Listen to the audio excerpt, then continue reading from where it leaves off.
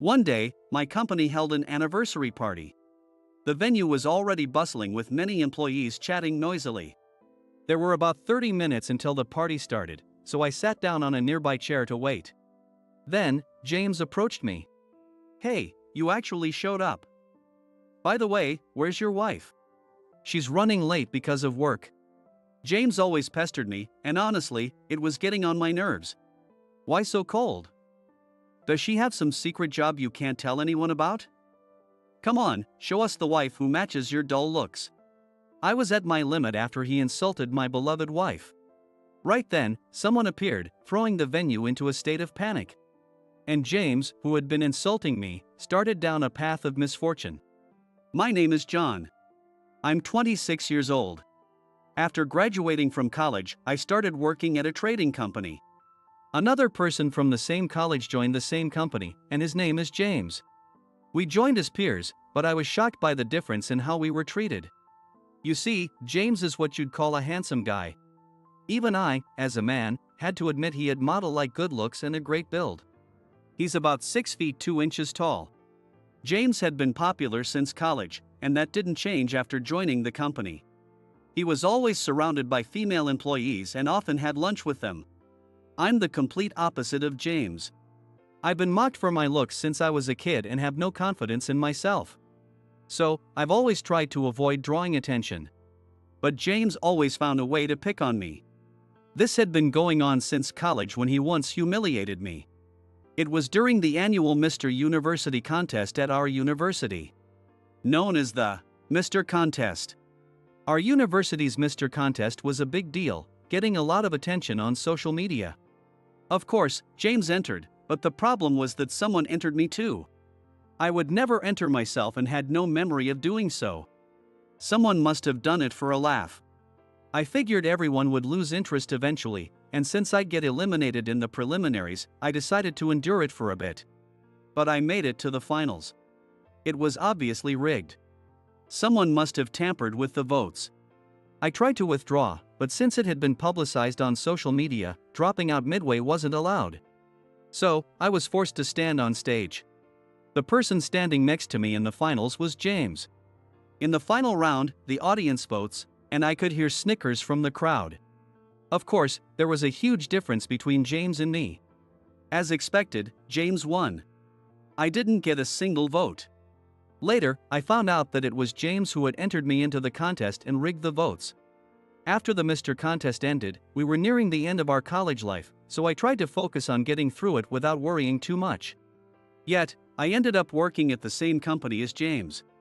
When I found out we were at the same company, I was utterly disheartened. I thought it would be just like college all over again. However, after we started working, James was always busy with female employees fawning over him, leaving him little time to harass me. Even so, he occasionally made snide remarks to me. For instance, when we passed by each other, he would say, "Man, you look ugly today. Did you even check the mirror before coming in? I couldn't step out looking like that." You know, as a salesman, appearance matters. You should take a leaf out of my book and spruce up a bit. Sure, looks matter in sales. But I believe it's more about expressions than facial features. And above all, in sales, building trust with the client is crucial. I always prioritize trust, so my sales performance was fairly high. James, on the other hand, was the top performer. This was because he mostly dealt with companies led by women. James had a knack for charming women, securing deals just by engaging in a bit of personal talk. Many men didn't think highly of him, but no one could complain about his top sales record. Around 2 years after joining the company, a company-wide drinking party was organized. We were seated in close groups based on age. So I ended up sitting opposite James. Since we had a 3-day weekend coming up, everyone seemed to be drinking at a high pace. James was already drunk by the time he started picking on me again. "So, I hear you're married." "Yeah, so what? But you didn't invite anyone from work to the wedding, did you? Isn't that strange?" "Not really. More people are having small, family-only ceremonies these days. You didn't invite anyone because you're too embarrassed to show your wife, right?" "That's not it at all." As I tried to explain, James burst into a crude laugh. Nobody wants to see your wife anyway. I felt drained, unable to muster a response to James's offensive laughter and remarks. Then, perhaps thinking I was angry, James started saying things like this. Don't be mad. We were Mr. Contest buddies, remember? Colleagues around us reacted to his statement. Mr. Contest? Yeah, it's a contest held at our university every year to pick the best-looking guy. And both James and John competed in it? One colleague inquired with a puzzled look. Yep. It's hilarious that this guy entered the Mr. Contest. And we went head-to-head in the finals. Of course, all the votes went to me. And he got 0. At that moment, I truly hated James. Our colleagues looked uncertain how to respond and quickly changed the subject. The rest of the drinking party was hellish for me. After the Mr. Contest topic came up, I didn't speak to anyone, drinking alone in a corner. Honestly, I started thinking about changing jobs. But the reason I've been able to endure at this company is because of my wife. I'm home. I was heavily intoxicated from all the stress drinking and stumbled into the house completely drunk. My wife, Emma, welcomed me home with a smile. Welcome back. How was the drinking party today? It was awful. I never want to attend another one. Was it because of James again? Yeah. He always picks on me. I don't know why. You're good at your job, so maybe he's jealous deep down. I hope that's it, but he embarrassed me in front of everyone. That must have been tough. Let's just go to bed early and do something fun tomorrow to take your mind off it. Yeah, maybe we should go on a day trip. Sounds great. I have the day off tomorrow, so we can have fun from morning till night. Emma's smile saves me. I used to be gloomy and negative, but since meeting Emma, I've become a bit more positive. Emma is a very cheerful woman, always full of energy. Just seeing her makes me feel better.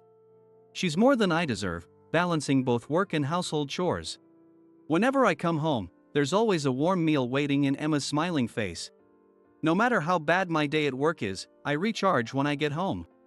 The only thing Emma isn't good at is ironing. I've asked her to iron my shirts a few times, but she ended up burning them or putting holes in them, so I handle the ironing. Emma felt bad about it, saying, I'm sorry. I ruined your work shirts. I thought a good wife should be able to iron properly. But I can't do it at all. But in a marriage, you cover each other's weaknesses. So I didn't mind at all. Besides, ironing isn't a big deal. For someone like me who isn't good at cooking or cleaning, having Emma around is a blessing.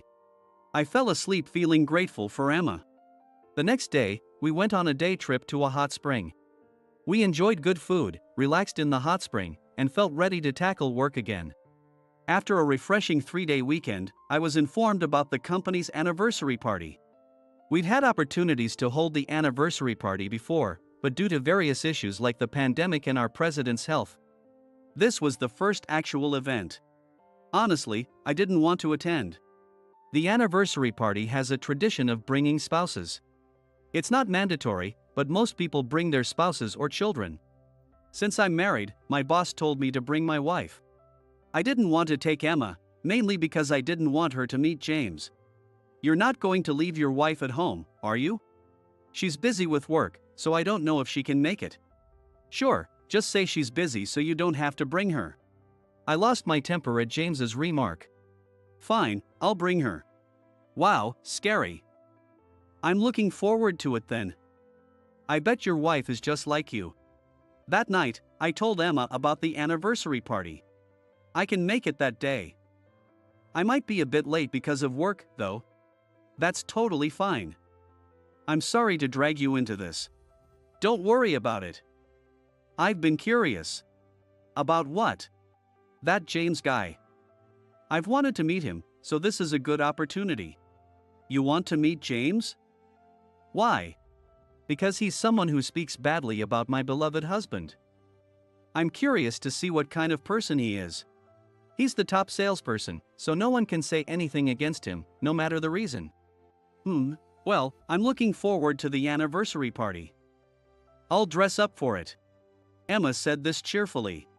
On the day of the anniversary party, I headed to the venue alone. The venue was already bustling with many employees chatting noisily. There were about 30 minutes until the party started, so I sat down on a nearby chair to wait. Then, James approached me. "Hey, you actually showed up. So, where's your wife?" "She's running late because of work." "What kind of job does your wife do?" "That's none of your business." "Why so cold? Is it some kind of job you can't talk about? And don't you feel embarrassed making your wife work?" Even though working couples are increasing, I could never let my wife work. My ideal is for her to take care of the home while I earn the money. Everyone has their own way of managing their household. Are you mad? I'm not mad, but I don't appreciate you talking badly about my wife. Whatever. But it's your wife, man. I bet nobody will know what to say when they meet her. Anyway, let me know when she arrives. With that, James moved on to talk to someone else. As we talked, the time for the anniversary party to start arrived. The party began with a speech from President Brown, and then everyone started enjoying the food and drinks. After a while, my phone rang. "Hey, what's up?"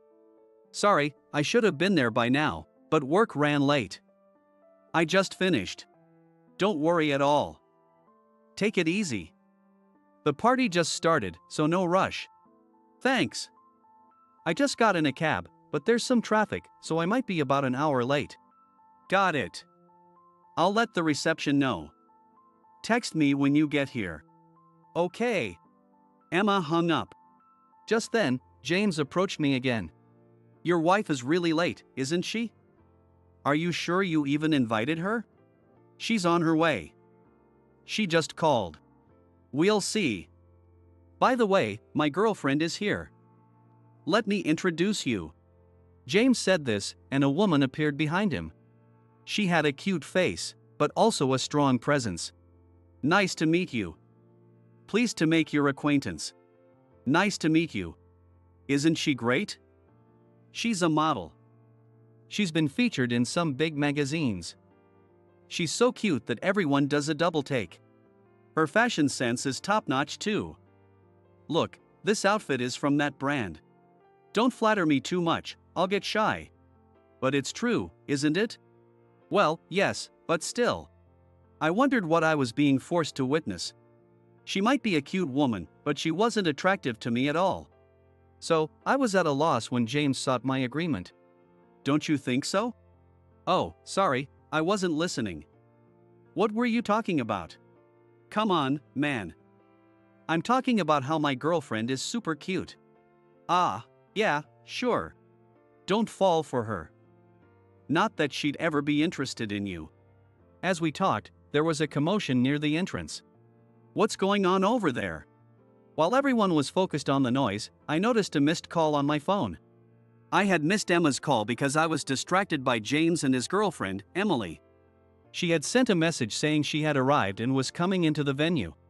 I decided to go meet Emma at the entrance. As I made my way there, I overheard nearby employees talking. "Hey, isn't that the actress everyone's been talking about?" "No way, but she does look familiar. Remember, we were supposed to have a surprise guest today?" "That must be her. What's her name again? Wasn't it Emma?" "That's right. Her skin looks amazing in real life. Even in a simple dress, she has such an aura, definitely not like an average person." As I listened to their conversation, Emma spotted me and walked over. "Sorry I'm so late. I really wanted to get here earlier to enjoy the party." "It's fine. You're in the middle of shooting a new movie, right? Thanks for coming even though you have a busy schedule." "No problem. I love parties, so I was really happy when you invited me." As Emma and I talked, the surrounding chatter grew louder. "What's her relationship with that guy? They look pretty close, don't they?" Being the center of attention made me uncomfortable, and I wasn't sure how to handle it. Then James, dragging Emily along, approached us. "Hey, what's going on here? Explain." I hesitated under the intense scrutiny, but Emma gave me a reassuring smile and nod. "This is my wife," I announced. Everyone in the room reacted with surprise. "What? Are you kidding?" "I'm not joking. There's no way you married someone that beautiful." After a moment of silence, Emma spoke up. Nice to meet you, I'm Emma, an actress. You must be James? James, not expecting Emma to speak to him, stammered. The actress Emma? That's right. And, what's your relationship with him? As my husband just said, we are married. Actually, my wife is a very popular actress. She only became famous after we got married. Before that, she was a struggling actress playing minor roles. We met by chance at a bar where we both went alone. I saw her there a few times, and we eventually started talking. Back then, she was unknown, and I didn't know her, so I listened to her frustrations about acting. We gradually fell for each other and got married. Emma used to be chubby and unremarkable, but over the years, she worked hard to maintain her current figure. Having seen her efforts up close, I've always been proud of her. So, I couldn't stand James looking down on her. Sorry for causing a scene. Maybe we should leave. Yes, we'll be heading out. Please continue enjoying the party. James looked like he wanted to say something, but I took Emma's hand and we left the venue. I'm sorry. Why are you apologizing? Because you said you wanted to enjoy the party, but it turned into a scene and you couldn't have any fun. Oh, that? Don't worry about it. I expected something like this. Really? Since I became popular, it happens everywhere I go. I'm used to it now. Since you got all dressed up, it would be a waste to go straight home. How about we grab dinner somewhere? That sounds great. Actually, I anticipated this and reserved a private room at a restaurant. Really? Is it the place I mentioned wanting to go to, recently? Yes, it is. You seemed very eager to go. Yay! You're the best husband ever. That night, we had dinner together and then went home. The next day at work, many people approached me with questions. Hey, John, are you really married to the actress Emma? How did you even meet an actress? I was bombarded with so many questions that I got fed up. Needing some alone time, I slipped into an unused meeting room. Suddenly, I was shoved from behind and fell to the floor. Ouch! I turned around quickly to see James standing there. Are you mocking me? No, I'm not. Why didn't you tell me you had a wife like that? There was no need to mention it. Besides, I thought it might interfere with work. You made a fool out of me. No, I didn't. My girlfriend is a magazine model. I'd been bragging about it to everyone.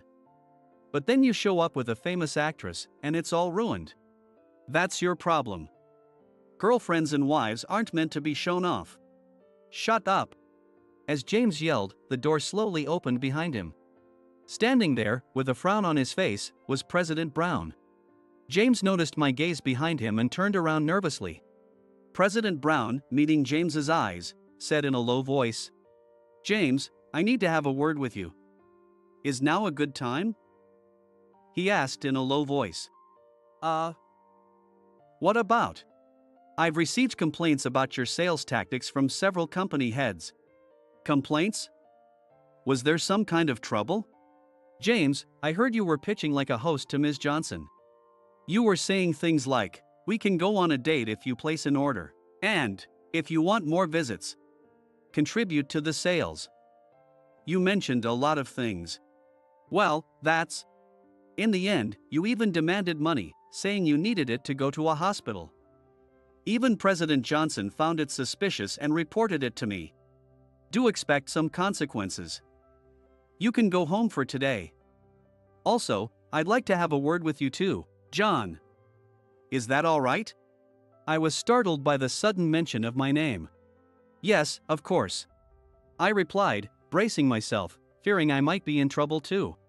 James looked at me with a smug expression as if expecting me to get in trouble as well. John, your sales performance is decent, but your clients speak very highly of you. They appreciate your attentive and sincere approach. Therefore, I want to give you more responsibilities. How do you feel about that? Could you clarify what you mean? I'm offering you a position as department manager. You're still young, so I understand if you have concerns, but I'll be here to support you. Really? I'm honored and will do my best. And so, I was promoted to manager. Meanwhile, James's previous actions caught up with him, causing him to lose all his clients. Starting from scratch, it seems no one would sign a contract using James's method, and now his sales performance is at the bottom. He's even below the new recruits. James used to pride himself on his status, but after several months in this condition, it must be mentally exhausting. He has become so haggard that even the female employees have stopped talking to him. As for me, President Brown took a liking to me and often invited me out for private dinners. Gradually, I've gained more confidence and have started to act more cheerfully around others. I'm still happily living with Emma, who I believe is too good for me. I owe it all to Emma for getting me this far. And now, our family is about to grow. Just recently, we found out there's a tiny heartbeat inside Emma's belly. We don't know the gender yet, but we're excited to cherish this new life.